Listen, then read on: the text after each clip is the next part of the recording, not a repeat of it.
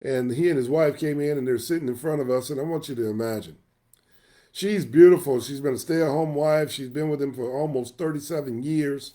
And they got a beautiful home. And, he makes a great living and what have you. And interesting enough, the wife called to talk about getting insurance coverage. And when the wife called, obviously I answered the phone. I've known the family for some years. And they had some other financial products with us and services with us, but they did not have life insurance. They didn't have life insurance. And they were having a conversation. We were all having a conversation about insurance. Interesting enough, the wife was like, my husband, let's call him John. John needs some life insurance. He's working all the time. He's so busy.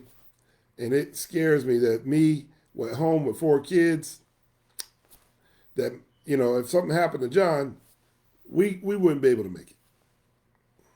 Obvious, there is a situation here that the family is underinsured, and the wife is looking at things from a protection standpoint. She doesn't feel secure.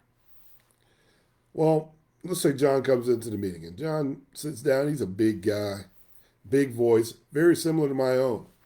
And one of the things that I thought was interesting is that when John sat down, I noticed something that was different. John had a different cadence. John didn't want life insurance. John didn't think he needed life insurance. But out of respect for me, he didn't want to just say, hey, man, I don't want life insurance.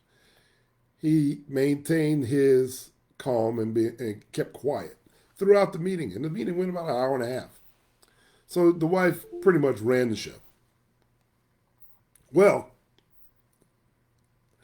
there was a point in the information where we're educating you about your services. And I turned to John and said, hey, John, obviously you got a need here. I mean, you're up in the $2 to $3 million need. Do you feel it's important to secure this particular need so they can replace the income for your family? John paused